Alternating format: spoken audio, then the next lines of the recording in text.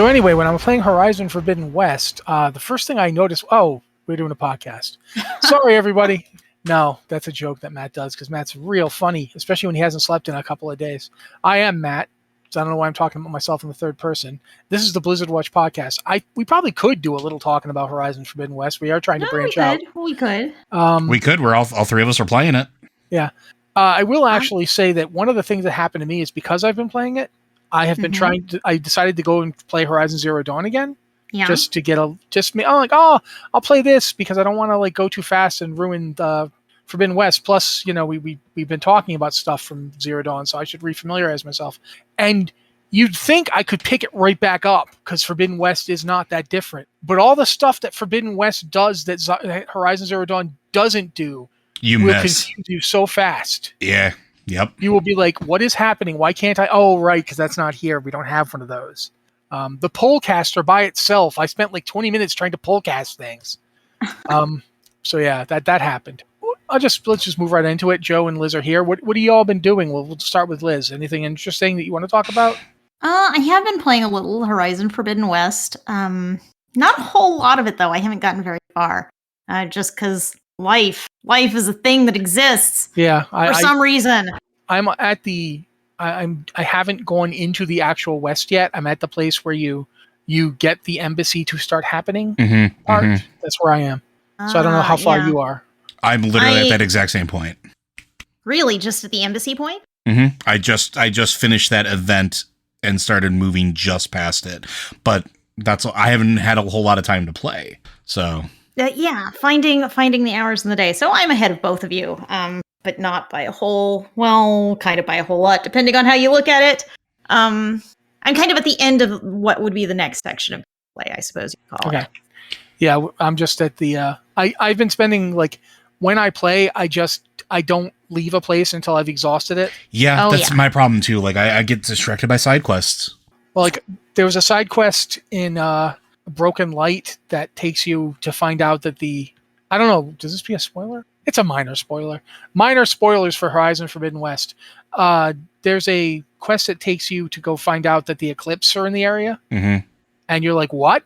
Didn't I handle this already?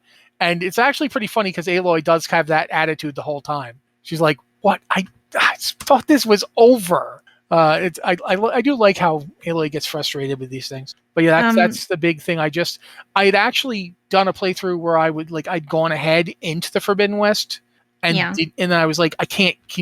There's a quest back there I left. I had to restart from an earlier save to go get those quests because I just can't leave an area with quests undone. It was Mass Effect 2, I believe, that made me super neurotic about finishing every side quest before advancing the main story.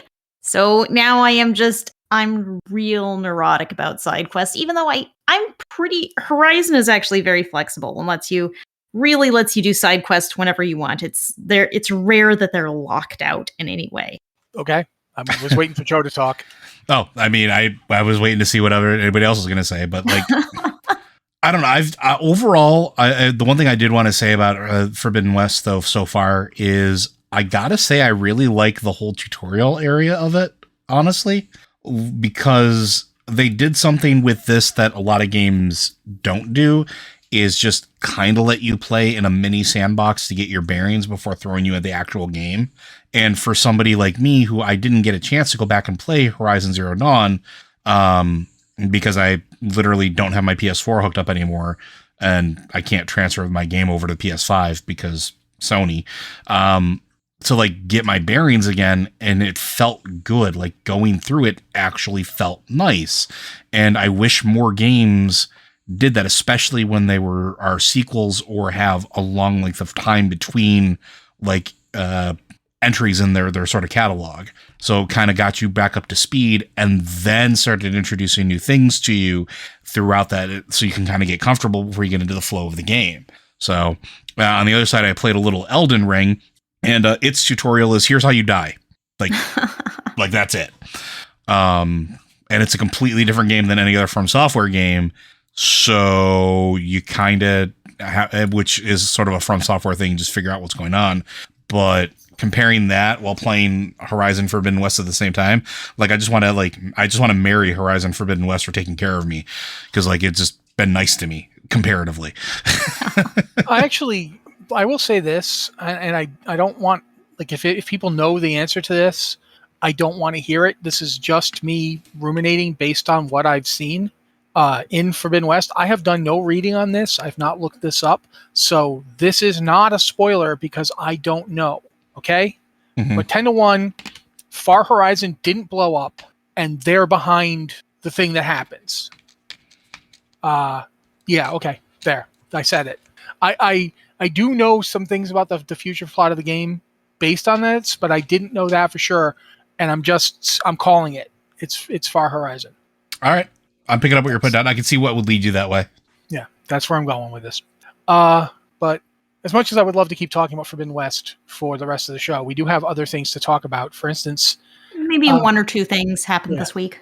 the Sanctum of the First Ones is from patch 9.2 for Shadowlands, the World of Warcraft expansion. Sepulcher. Yeah, Sepulcher. Sorry. I'm never going to figure out how to pronounce this or spell it. Yeah. But that's open today. Yes. As we're recording this, it's March 1st. It's open today. I have not been in there because I don't raid right now, between the whole blindness thing and the whole taking time away from WoW for a long time. So my guild has moved on, and I don't feel like them trying to carry me through this would be productive. But I am interested in hitting it once LFR comes out. Liz and I will be diving in there tomorrow, actually. Well, then yeah, we'll see what happens. It's well named. We'll see what happens.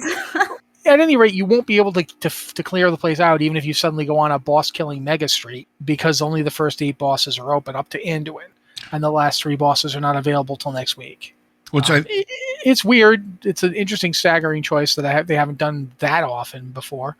I can't recall them ever actually doing that with a normal/heroic mode raid. So, like, since the end of Mists of Pandaria, during the way Warlords of Draenor handled raiding, which has been the norm since, I don't think they've ever just released half a raid and then released the other half on normal/heroic. If you guys can think of anything, like, by all means, say I something. can't think of another one they've done that with. No. So, I mean, I get why they're doing it thematically, because Anduin's a good break point.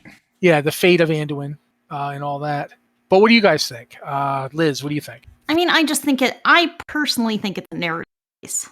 Just because, not just that Anduin's a good breakpoint in the raid, Anduin is where the story's going to flip.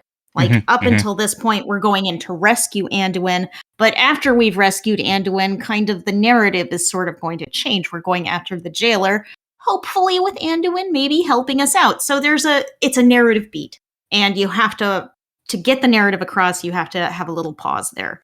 And I don't know if that's the best way to do a raid, but I understand it makes sense narratively. I don't know if it makes sense gameplay-wise. I don't know if it's fun gameplay-wise.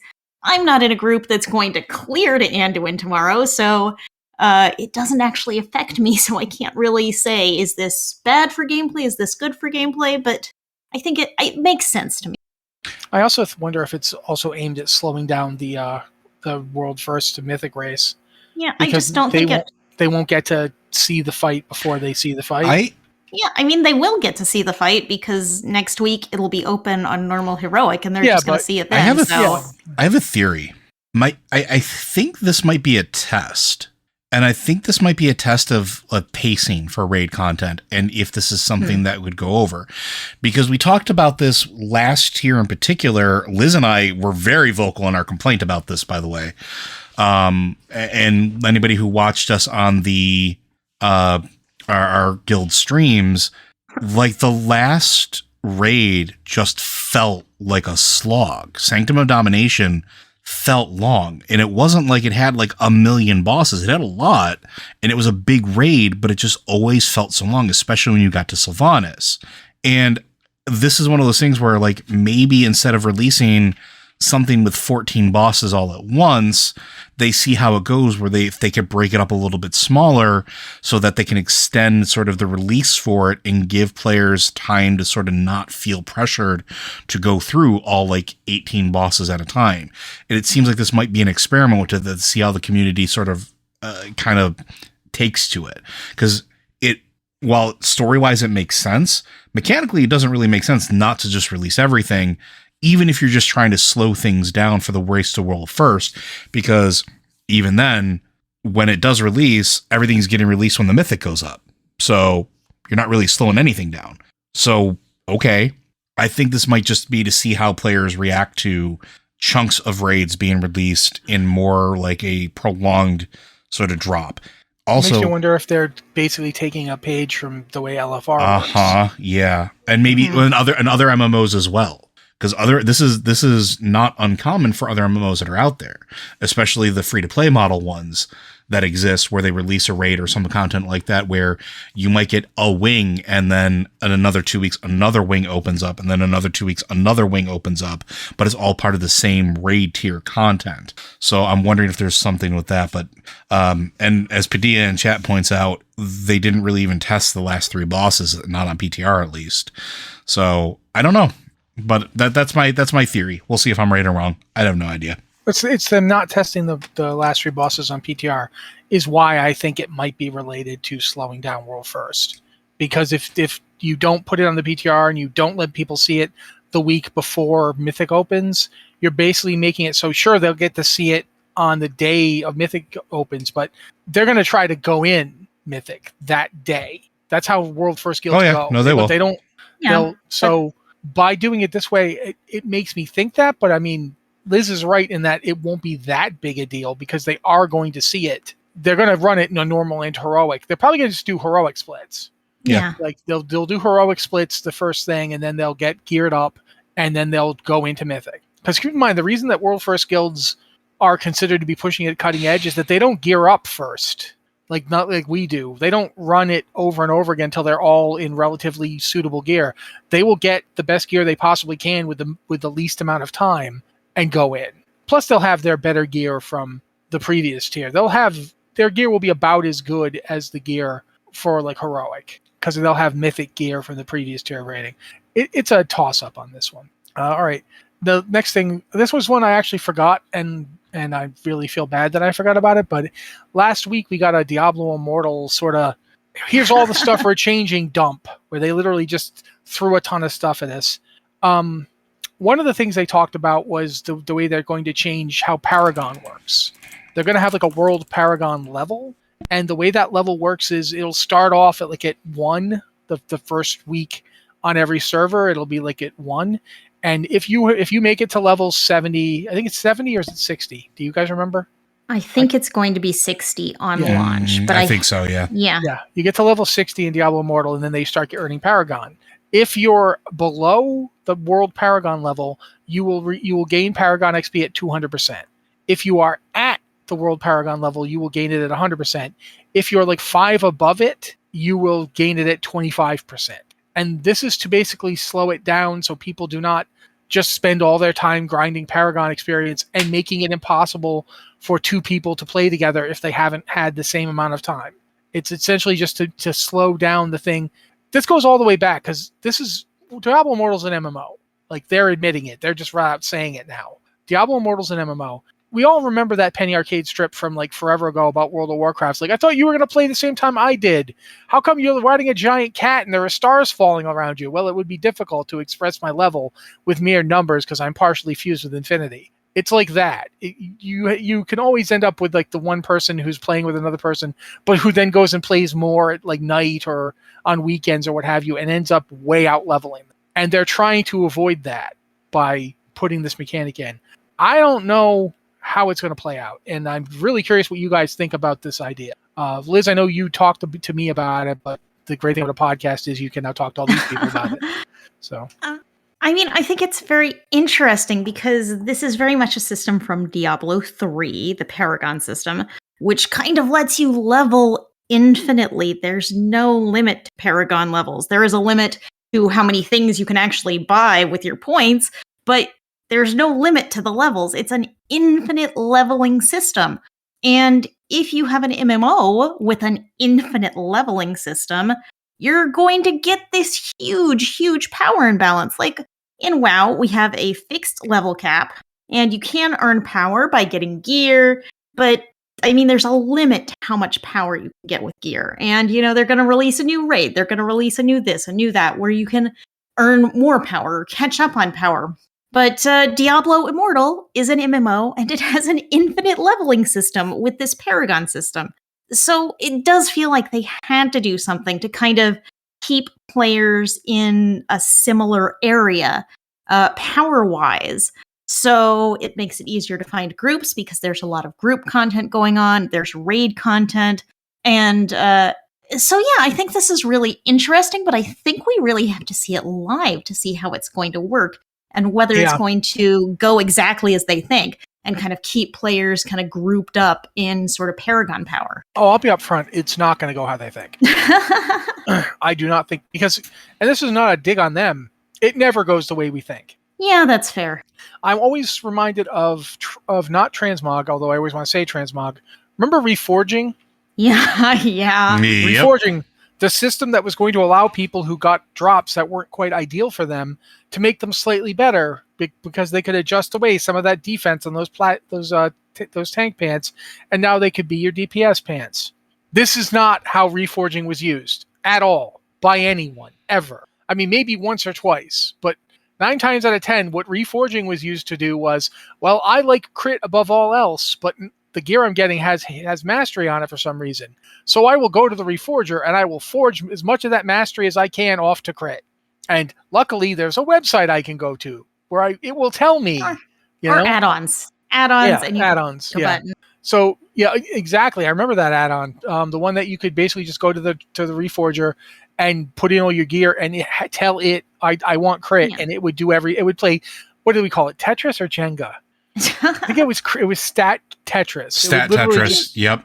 Yeah, it would literally just arrange everything so you had the most crit you possibly could. It's like they didn't expect that, but that's exactly how players used it. I am 100% confident that there will be some weird use for this that will not go the way they foresee it to go, because that's just how systems work in games. I mean, that's an accurate statement.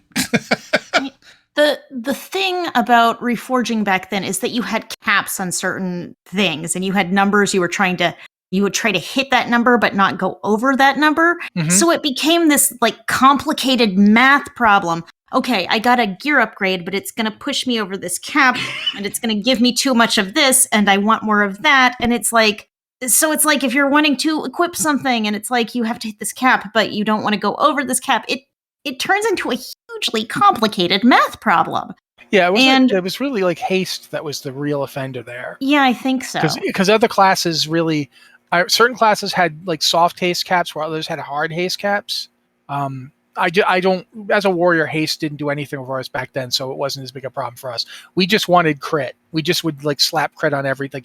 Crit. Okay, that's what we want. But yeah, there were classes where it was like, okay, I have to get my mastery to this point so I can get my healing spell to this, but I don't want to go over because I need to go focus on haste. And yeah, it wasn't just a math problem. It was like one of those math problems where you'd have somebody sitting there going, a train is leaving Orgrimmar at 3:00. Yeah.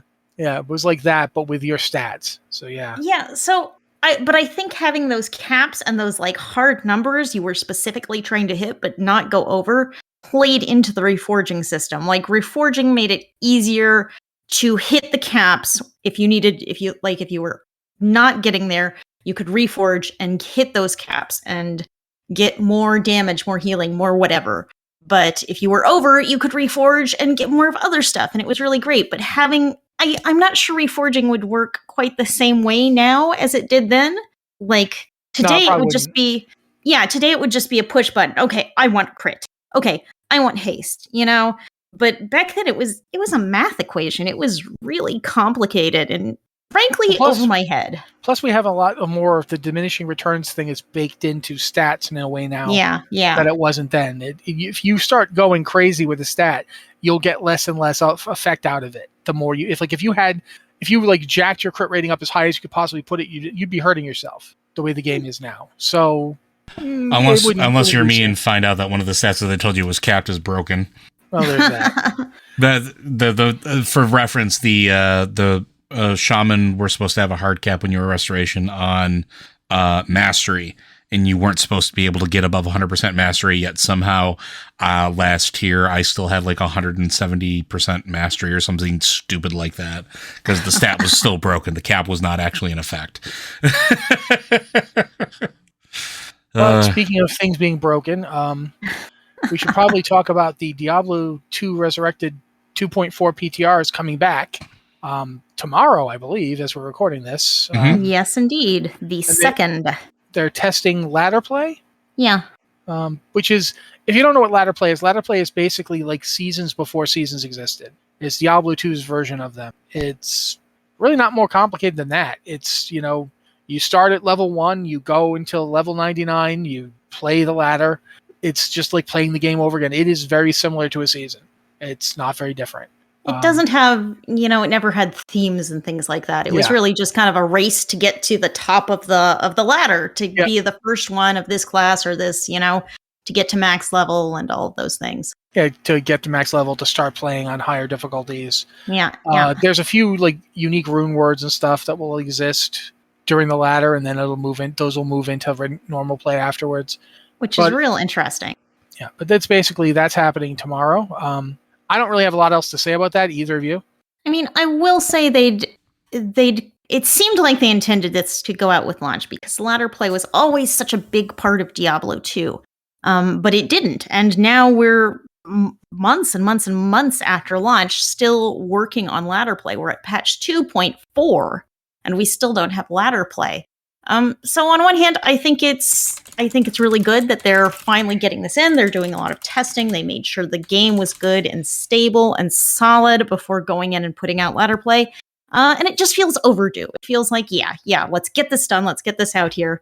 I think that maybe the big crash period problems that were happening with Diablo 2 Resurrected were part of the reason that ladder play got delayed, because they didn't realize that they had left in a system from the original Diablo that could not handle the volume of people who were trying to play it. I think that delayed it.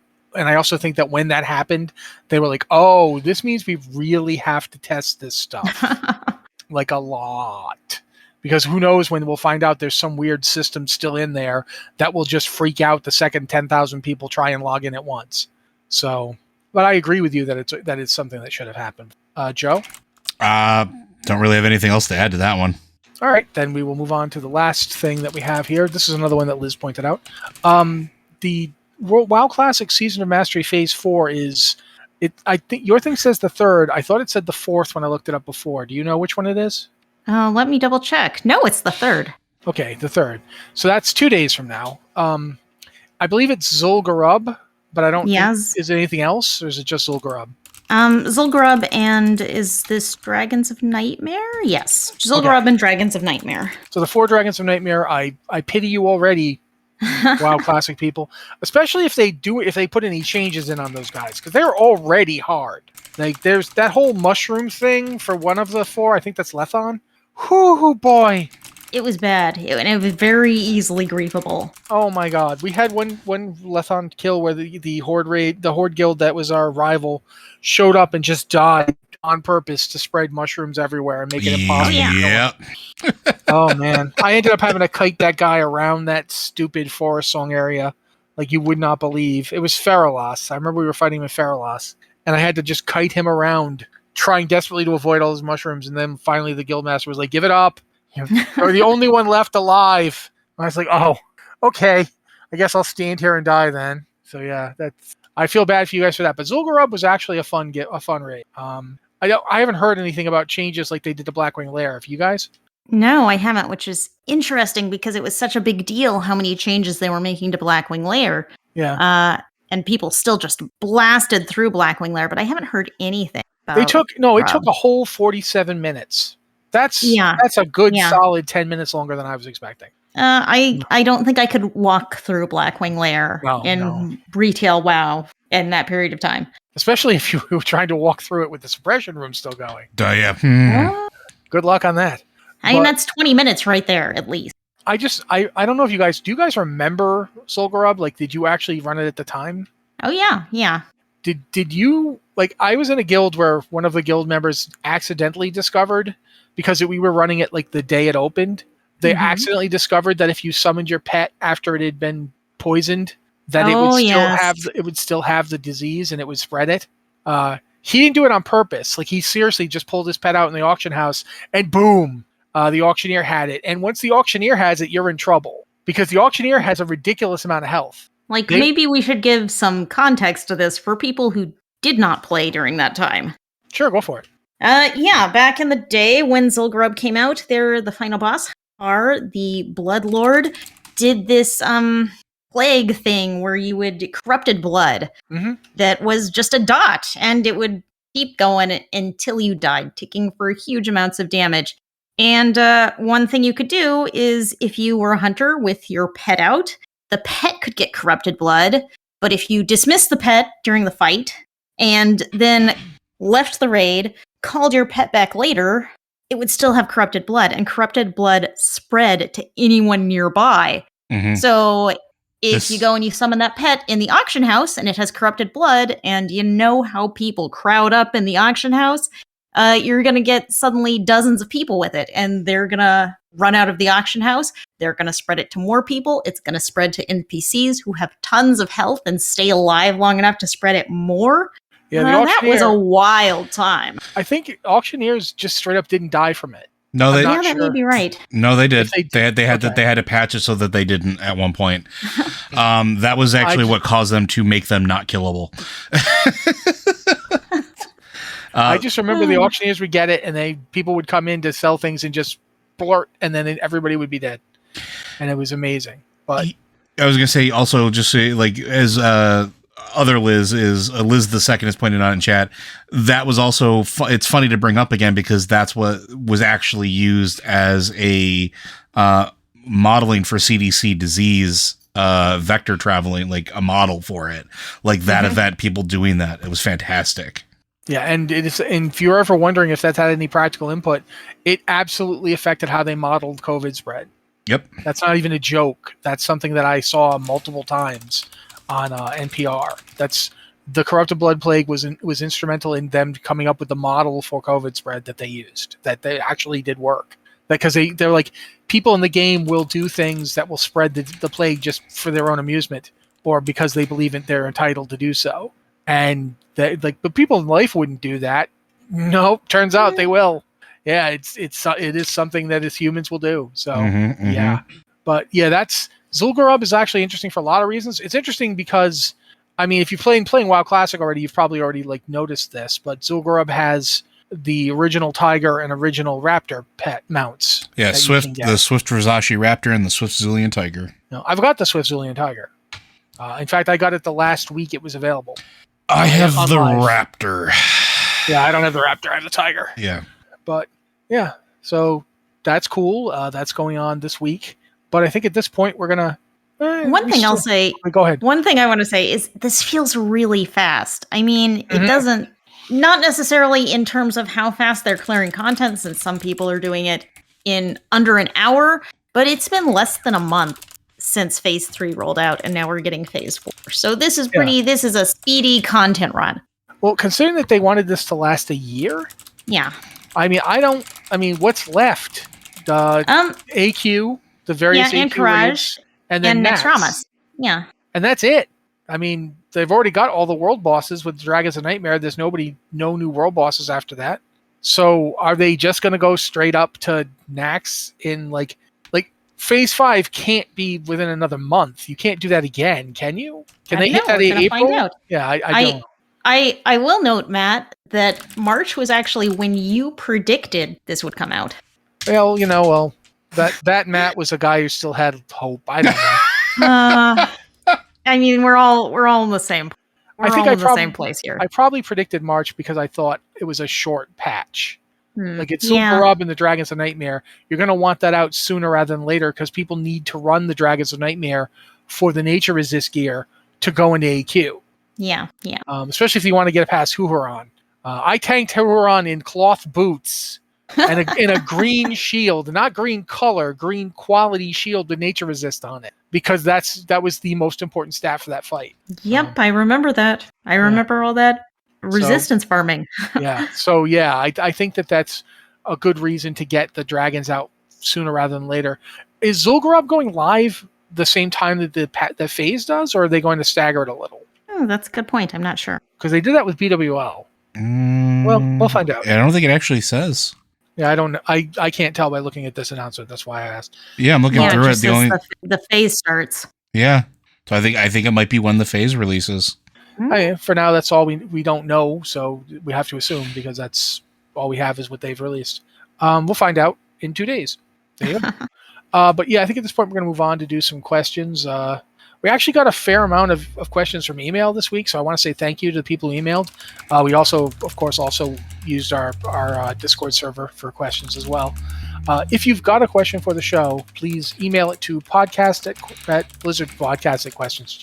Podcast at blizzardwatch.com with the subject line podcast or Blizzard Watch, so we know it's for the show. You can do that thing where you send us questions for multiple shows in one email, and 2 of you did, and you were very nice, and you broke out which ones were for the show. And I really want to encourage that. If you feel like you want to email in questions for all 3 shows, feel free to do so. Please. But just do the thing where you tell me what show it's for. That's really helpful. And so if you want to ask us in Discord, however, because you don't want to send an email because, I don't know, do the kids today not like email? I'm old and I don't know.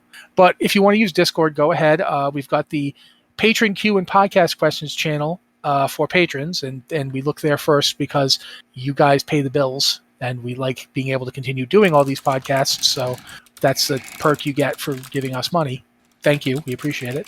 But if you can't give us money, we also have the brandly renamed Q and Podcast Questions channel, which was renamed by Liz because Liz realized, why don't we call it that since that's what we're using it for? Yeah.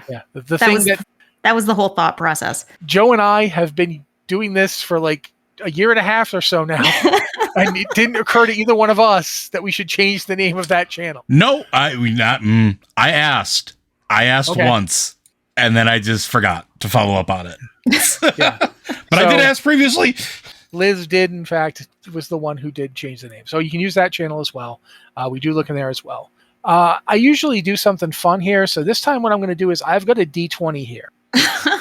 I'm just going to roll, and then I'm going to pick a person based on something about them that I'm using as a saving throw. So, Liz, Joe lost. Joe, you're up. Okay. This one comes from 6K, whose questions are always a delight, and I can never tell if they're serious or if he's being one of us. So we'll see what this one is. Now that we finally put an end to that tyrant Anduin, well, I guess we know what question it is now. Do you think we will ever face another evil that could quite compare? This is one of those things where I look to Hearthstone and I love the alternate history stuff that Hearthstone did at one point. There was this whole thing with Death Knight Jaina, and I always thought, yeah, I could see Jaina as a Death Knight, and that scares me more than any other villain that could possibly ever exist.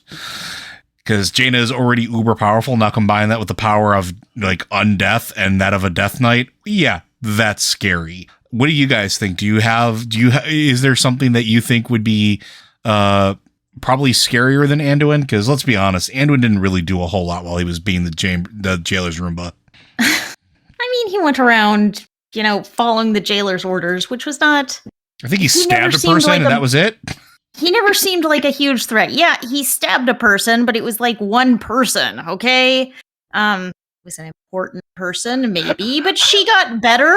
No big deal. He only stabbed one person. Listen. I'm just imagining introducing your friend at a party, and this is my friend Skipper. He stabbed a guy, but just one guy. And I stand by the jailer's Roomba statement, okay?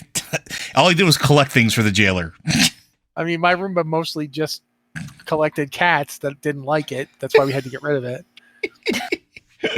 Maybe that's the next boss. It's a bunch of really angry cats. It's just a bunch of giant cosmic cats that are angry at us. Well, I mean, have you ever played D&D in like a live, like in an actual like meat space area, and you've got the map out and you've got all the minis, and then the cat jumps up on the table and walks across it? And you have to make up stats for the cat really fast because it's obviously a gargantuan cat monster that's destroying the party. It's sort of that idea, but with multiple cats. I don't know. Honestly, Anduin, to my mind, Anduin is far more dangerous when he's ruling Stormwind. to the Alliance because he's a terrible king. He's really bad at it. Yep.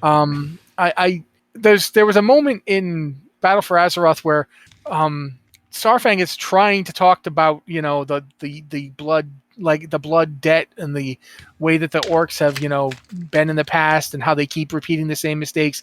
And Anduin was like, no, you're better now. And he's like, Starfang almost turns and goes, boy, grow up.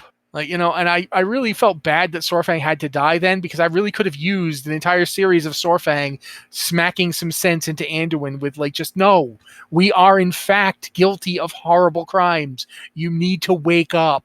That was, to me, when an orc has to be the one to inform you that no, the orcs have done bad things. It is not up for debate, Anduin. So yeah, I think Anduin's really dangerous to the Alliance, and as long as he's around, he is the most dangerous boss they're ever going to face. He needs to really think, do I want to be king of these people? Because I'm not doing a good job. That being said, I think Malfurion could also go with him into leadership. He can go back to sleep is what I'm hearing. Rehabilitation. Because although I don't know, maybe now that Malfurion wants to kill everybody on the other side, maybe he's actually interesting. My biggest problem with Malfurion is he's just tedious. Listen, I'm going to throw this out there, man. Malfurion, I haven't seen him once this expansion. When he went missing in Legion, Tyrande was going everywhere trying to find and save him. Tyrande goes hell for broke into the Shadowlands. Haven't heard a peep from him. Fair weather. That's all I'm going to say. That's a fair point, actually. But Liz, and Malfurion, went and took a 10,000-year nap or whatever, and then woke up and said, "Hey, I'm ruling the Night Elves now. Shut up, Tyrande." And it's like, no, where have you been for the last 10,000 years? Well, I've been here working. We think we know where he was the whole time. He was, as you said, taking a nap. Yeah. I mean, it's not like it was hard to find him. Dreaming up his next cosplay. Okay, I think we probably addressed this. We probably can move on to another question at this point. Probably, yeah. So that means Liz is up. Hello, Watchers. As I've been playing Zereth Mortis, I keep thinking I'm seeing the Well of Eternity on my mini-map as I zoom by the Forge of Afterlives. Coincidence? Or do you think there is some sort of connection? Of course, the thing is, since this is like the realm of the first ones and the home, the origin of all things, it's kind of connected to everything, isn't it? I mean, I'm not the lore person here, but this is like the origin of everything, so it should all sort of plug together somewhere, right? The thing is we really don't know what Zereth Mortis is. We know that the word Zereth looks an awful lot like Azeroth. Yep. And we've talked about this before. Is Azeroth a reflection of Zereth Mortis? We heard in the past that the Emerald Dream was like some kind of backup copy of Azeroth from before it was sundered and messed up by living people. And we know the Emerald Dream is tied to at least Ardenweld. There is a connection there. So if Zereth Mortis does not actually feel like it's part of the Shadowlands, it feels like it is outside. Well before. It's like if you think of these places as development, like how they used to have DM's Island? Zereth Mortis feels like it's like DM's Island for the actual in-game story. It's the place where the first ones, aka the GMs, hang out. It's Developer Island. That's what Zereth Mortis is. It's where they tested out things. It's where they built their universe. So does Azeroth resemble it? I mean, there certainly is some relation based on the fact of what we know is going to be happening in the Jailer fight. The Jailer certainly seems to think Azeroth and Zereth Mortis have things to do with each other. He's going out of his way to make that happen. We're probably going to talk about this on Lore Watch in the coming weeks as we start moving towards this content patch or through this content patch. But yeah, I'm starting to wonder like some of the connections there as well. So like, I don't know. Like I'm definitely getting Well of Eternity vibes are just because it's like center of power, right? And I think there's definitely some overlap there. Like you have this Forge of Afterlives sitting literally in the middle of like this entire zone. It's the center of the zone. And technically the Well of Eternity was the center of the world at that point. There's a lot of similarities there and sort of how that feels. It also has like Zereth Mortis run around it. It has a very Titan-y tech feel, right? Something that we're used to seeing. Even the constructs, while they are like brokerish in like the fact that they're not necessarily one congruous form, they're still vaguely like humanoid in what they're trying to portray. And so like there's definitely some overlap there. Is there a reason for that? Is that intentional? Is Azeroth a reflection of what Zereth Mortis is in the Shadowlands? Is that why everybody's been so like hell bent on Azeroth for eons? And we always knew that Azeroth was a special place. I mean, everybody wants it. Everybody needs it at some point. Is that why? Is that why Sargeras wanted it in the first place? Is that why the Void wants it?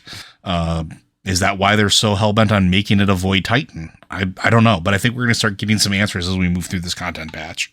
Yeah, one could argue that it's fractal. If you ever look at like a Mandelbrot set, all the stuff in the Mandelbrot set, when you look down, and when you narrow your focus, the patterns repeat, the shapes repeat. Zereth Mortis could be like the first fractal from which, it repeats itself onto other worlds. When you get another world that's sufficiently complicated, it resembles Zereth Mortis. That's one possibility. Okay. I don't know. I can see that. Yeah. Liz, any other thoughts? I do. No, but I do want to add, I didn't read this, but this question came from Flabio, a druid from Proudmoore. Thank you, Flabio. All right. You want to move on to the next one then? Mm-hmm. All right, sallying forth. This one is Greetings, Watchers. The unnamed Blizzard survival game has me really intrigued. It's a genre of game that I typically don't enjoy, but Blizzard has a good track record of taking established genres and producing streamlined versions that are a lot easier to get into as a casual player. What other genres would you like to see Blizzard dip its toes into? What would Blizzard's takes on a Souls-like even look like? And that is from the imitatable Spry Sprocket. You hit the nail on the head. That was going to be my go-to because I really like Souls-like games. Especially like maybe not as much as Mitch does. Mitch might take it a little too far, but I definitely enjoy them, and I would always be curious what their take on it would be. Not that there isn't an abundance of Souls-like games, but you're right, and I think a lot of people forget this. Blizzard games, they're good for a reason when they are allowed to be what they are, right? Let's look at World of Warcraft. World of Warcraft, a lot of people can complain that it's this complicated mess of all these different variable systems, but when WoW first released, when it was in production, when it came out in 2004, it was a revelation in MMOs. It streamlined the entire process, and vanilla was a complicated mess. But when you compared it to things like EverQuest and Ultima Online and Camelot and all those other games that were out there and doing their thing, it was downright holding your hand by comparison. And that's part of what made it so good, is people could pick it up and comparatively like not have to have, if you've played the older games, like for EverQuest and Ultima, I straight up had binders of code, like in things and how to do specific things, like formula to do things, because without those out of game resources, there was no way I could play those games. WoW took all of that for the most part and tried to put it into the game to varying degrees of success. Look at Heroes of the Storm. Yes, Dota Defense of the Ancients started as something that was born in a Blizzard game, started in Warcraft 3. But as MOBAs sort of took off, and there's a million MOBAs out there. League of Legends, there was the one from Warner Brothers for a while until they shut that down. Smite is still out there. There's tons and tons of them. There's another one just coming out now. There's Dota itself as a There's Dota itself, yeah. But when you look at HOTS, it's a much more streamlined version of a MOBA. You don't buy gear. You don't have to have builds. You have talents. There's a lot fewer choices. It's easier for players to get into. The games and maps are a little bit easier to understand comparatively than Summoner's Rift, for example, or some of the complicated stuff you do in the current Dota. Overwatch was a first-person shooter that took heroic shooters and CSGO and combined them into an easily digestible game. They have a great track record of doing this. And so with like the survival game, I'm interested to see what they do with that, because one of the barriers to entry to survival games is a lot of times they are terrible to get into that first, I want to say the hour, 2 hours maybe. I'll use Ark as an example. If you don't have I was just going to say, man, how bad do you think the first hour of a game has to be if that game is all about dinosaurs. To make me and Matt not play it? Yes. It's about dinosaurs. You drove me away from the dinosaur game. Taming, riding, and breeding dinosaurs.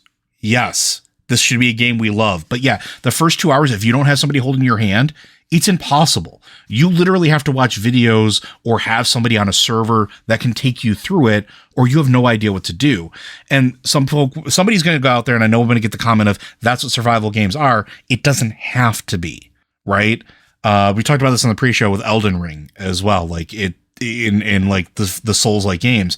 I would love to see, in this particular case, Blizzard's take on a Souls-like game where the rest of it is Souls-like, but it goes ahead and it takes that first hour of your experience and gets you up to speed, right? They do the tutorial well. Same thing with the survival horror or survival game. I want to say survival horror, but survival game. That's what they do well. And that's what I'm excited for stuff like this, because I know the people working on the survival game project are excited about it. They play survival games. They've played Valheim. They've played Don't Starve. They've played Ark. They've played these, so they understand what they need to do to make it accessible and better in what they would like to see in those games. And that's what Blizzard games are to me when they do it right. So I'm sorry, I've talked for a lot, you guys. Liz, you anything? I wonder what it would be like to have Blizzard doing like a proper RPG, like a Mass Effect, like a Horizon Zero Dawn, because they do have a lot of really cool characters. And while I'm not always big on WoW's overarching story, they have a lot of great character moments. And, they could do something really special by doing an RPG that just really focuses on story and character and doesn't have to worry about all of the MMO baggage, about making things work for big groups or making things totally perfectly balanced so the power level between players is right. I mean, there's a ton of things that MMOs have to consider that a single player focused RPG does not. And it's possible that they're going to be doing some of that with Overwatch 2, which is going to have a single player campaign. We'll have to see, but I think it would be interesting. It would be interesting to have basically World of Warcraft without anyone else in it. Like something that was just a single player narrative campaign and you didn't have to worry about all the MMO stuff. 4X games. Do a 4X game, you cowards. You're not cowards. That's me. But I do think a 4X game, I feel like 4X is like a good evolution for StarCraft. Like a Civilization type game with the StarCraft universe where you have all these... I was just going to say, we should probably explain what a 4X game is for people that don't know. Yeah. It means explore, expand, exploit, and I forget the fourth E, but they're X, the basic is it's like Civilization. If you've played Civ, that's what a 4X game is. And there's quite a few of them. I've always thought that 4X would be a really good fit for StarCraft because it has elements of the RTS genre with elements of long play and stuff that you do setting up new moves. It just feels like a good place to go. But if we're not going to do that, Liz was talking about RPGs, and I think that's a really good way to look at it too. That's a good idea for Blizzard. But one game genre that I don't think you see a ton of, and I've said this before, and I said this in terms of the mobile game, I think they should make a gacha game. Yeah. And I'm not kidding about this. I think Blizzard should make a gacha game. Because I think, to a certain degree, I got to feel like whoever their overlords end up being, if we end up with Microsoft owning them, or if it continues to be Activision Blizzard or what have you, whoever ultimately is in charge of the franchise has to look at the fact that Genshin Impact made like $3 billion in its first year of operation. Mm-hmm. That is untapped, and Blizzard has the properties for this to work. Quite frankly, I'm still to this day disappointed that Heroes of the Storm got taken off of active development. I feel like it was getting to where it was really good, where I don't even like MOBAs, and I was playing Heroes of the Storm. Yeah. Like, it was good. It was very good. Yeah, it still is, but it unfortunately has been getting much less development. And Liz, you're the one that pointed out that, like, on the, when Microsoft made its big announcement that it was buying Activision Blizzard, they had, like, I think 6 games or 5 games that they put up on a banner? I think it was 6. And of those games, one was an Activision game, one was Candy Crush, and the other 4 were Blizzard, and one of those was StarCraft. Mm-hmm. Like, StarCraft should be developing. There should be lots of StarCraft out there. There should be StarCraft RTSs, yes, absolutely. But why, World of Warcraft as a setting has World of Warcraft. It's got Hearthstone. Mm-hmm. It appears in Heroes of the Storm. StarCraft should be getting that kind of attention. Diablo has got it's got 2 games coming out, and it's currently got 2 games out. I still think you bring back Ghost. Liz is talking about doing that single player or the RPG. Bring back bring back the StarCraft. There's definitely a niche for it. There's a desire for it. Mass Effect it was popular for a reason. Imagine if Blizzard did that instead. I mean, I don't know. Maybe Blizzard could make Anthem. You know what? It'd probably be better than actual Anthem was. I'm going to throw it out there. Anthem would have been fine if they just made it as a single player RPG. Yep. There was a lot of interesting story to it. The world was cool. The big flying robots were awesome, but the game felt flat because you didn't meet anybody, you didn't talk to anybody, and everything was looter shooterized, and it just didn't feel right for BioWare. You kept saying to yourself, "Wow, there's a really good BioWare game buried underneath this Destiny clone." I mean, I'm sorry. I don't know if you guys liked Anthem. I'm sorry. And I mean that to both Liz and Joe. I'm pretty sure you didn't like Anthem or even play Anthem. I played it. I did not like it. Liz? I have not played it. So, Yeah, I mean, getting Liz to not play a BioWare game, I mean, kudos, I guess, Yeah, if that's what you were going for. That's like that's an achievement. Yes, that's one of the very few BioWare games I have never touched. Yeah. But yeah, now that I think about it, that would definitely be something that I'd like to see as well. But by the way, Blizzard's take on a Souls-like game, I think would look an awful lot like Jedi Fallen Order, quite frankly. I feel like Jedi Fallen Order is the simplified, streamlined version of a Souls-like. Where the gameplay is still challenging, but it's easier to get into. But I didn't feel the soul-crushing defeat while playing that game. It can't be a Souls-like. I've watched a lot of people playing... what's the game where you die? Is it Sekiro? The one where you die and then you get up and then you die again? Yeah, Sekiro, which is honestly one of my favorite games.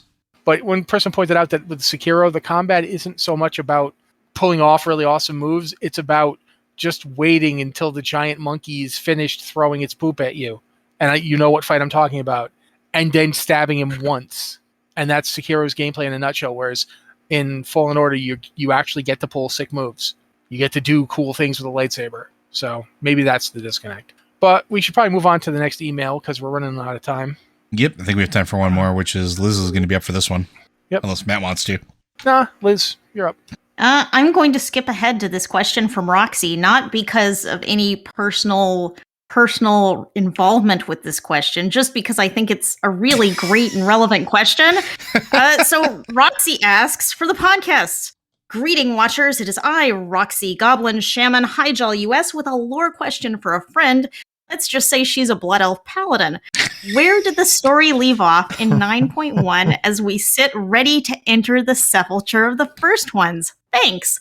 So yeah, y'all do this one because I don't do this lore stuff.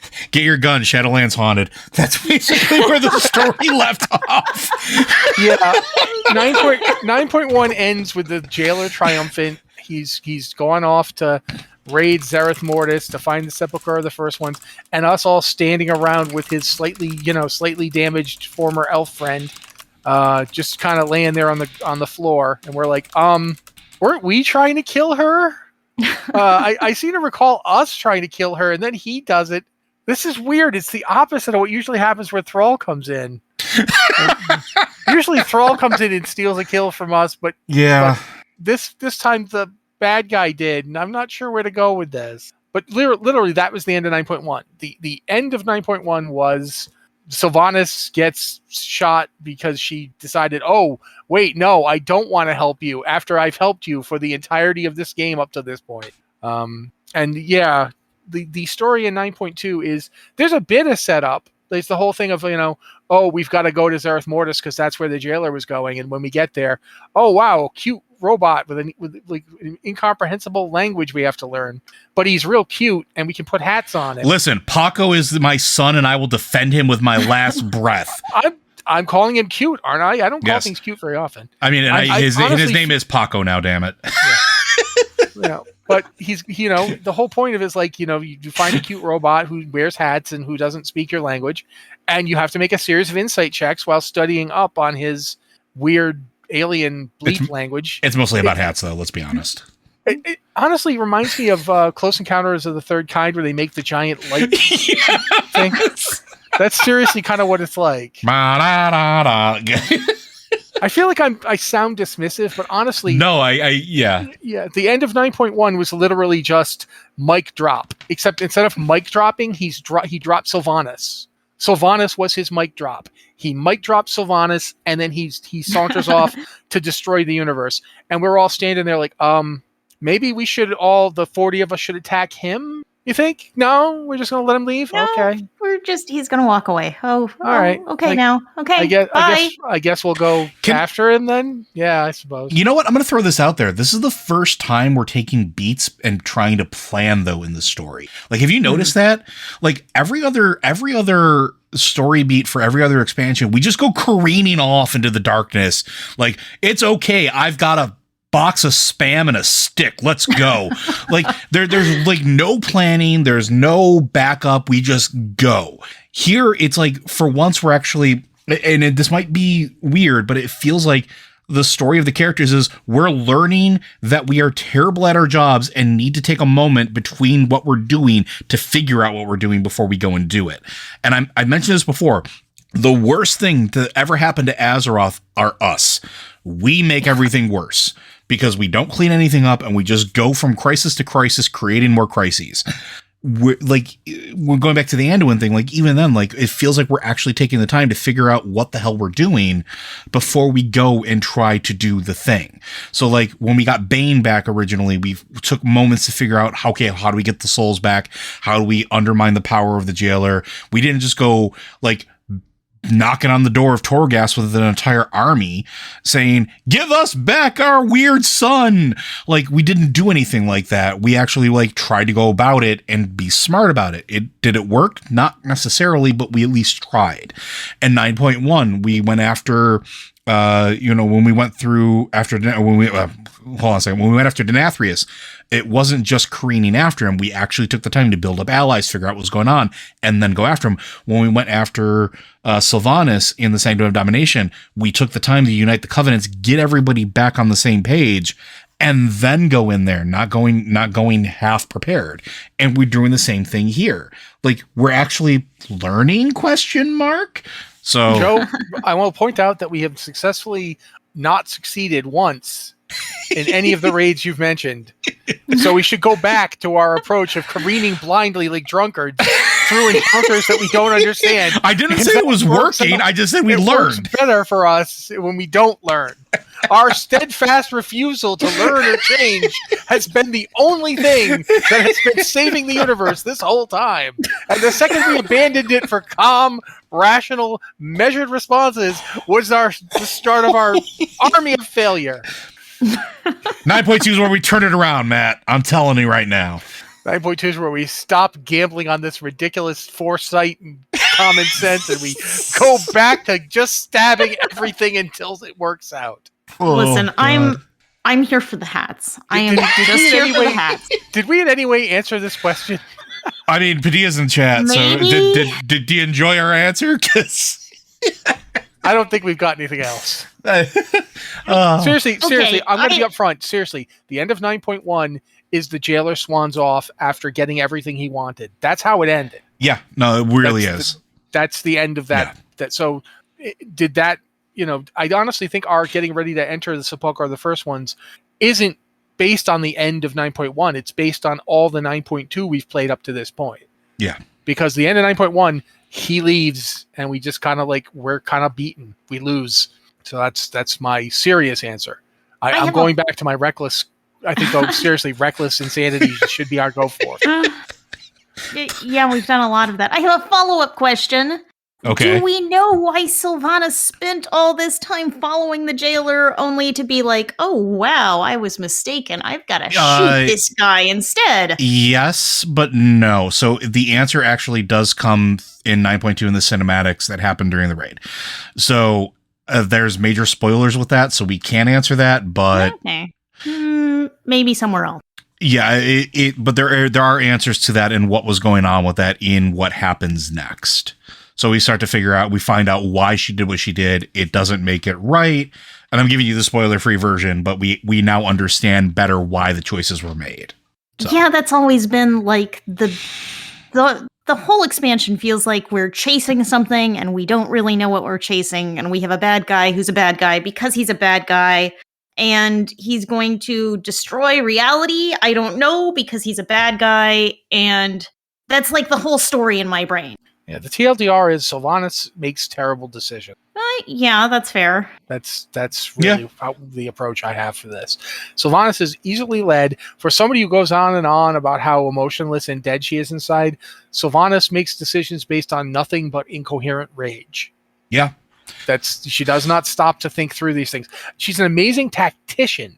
She's an awful strategist. She in a lot of ways is very much like Anduin. She's very good at one specific thing, but you put her in charge of people in a diplomatic sense, and she is awful. Yeah, she should be leading armies. She should not be, deciding what those armies do. Yeah, and Anduin should be leading priestly orders. He should not be running a nation, right? Yeah, absolutely. They are absolute extremes that are very similar. But I think that's it, unless there's anything else either of you want to add to this. No, I think we're done. All right, well, folks, go ahead. This story still doesn't make any sense, so... That's okay. I think it will after we get to a certain point. And if not, you have me and Matt on speed dial. So it's like, there you go. But based on this question you just asked and the way we answered it, I'm not sure how much help we're going to be. I'm not sure the sense is there to be made. So, I appreciate your answers, serious and silly. Just remember, Shadowlands Haunted. Remember, folks, Blizzard Watch is made possible due to the generous contributions at patreon.com/BlizzardWatch. Your continued support means this podcast site and community is able to thrive and grow. Blizzard Watch supporters enjoy exclusive benefits like early access to the podcast, a better chance at having your question answered on our podcast or the queue, and an ads-free site experience. Actually, it turns out the Shadowlands isn't haunted. There's just a bunch of pirate kobolds living in the basement. It's been an illusion all along. Yeah, it's really just a bunch of kobolds keeping us. This is how they're going to keep the jailer is real. The jailer is really just made out of kobolds, is what I'm getting. Yeah, he's like 333 kobolds in his. Oh, he's a kobold mecha. All right, yeah. I'm here for it. But anyway, this has been the Blizzard Watch podcast. Thank you guys so much for listening along with us as we talk about the story of patch 9.1. We're lore experts, Joe and I. But seriously, thank you guys for being here with us. We really love doing the show. So if you have a question for the show, please send it to podcast@blizzardwatch.com with the subject line podcast or Blizzard Watch, or hit us up on Discord. We've got the patron Q and podcast questions channel and the Q and podcast questions channel. If you're a non-patron and you still want to ask us a question, we look in both of those as well. I don't think we're doing a Tavern Watch this weekend, are we? No. We haven't talked about it, so I need to ask y'all that question. Okay, well, if we are doing one, pay attention to our socials. Yeah, but if we're not, then we'll do one later. We've got another Weirs game coming up. Hopefully, we've got a Witchlight game coming up this month. I'd really like that to continue since I get to play in that one. But yeah, thank you guys for being here, and we'll be back next week.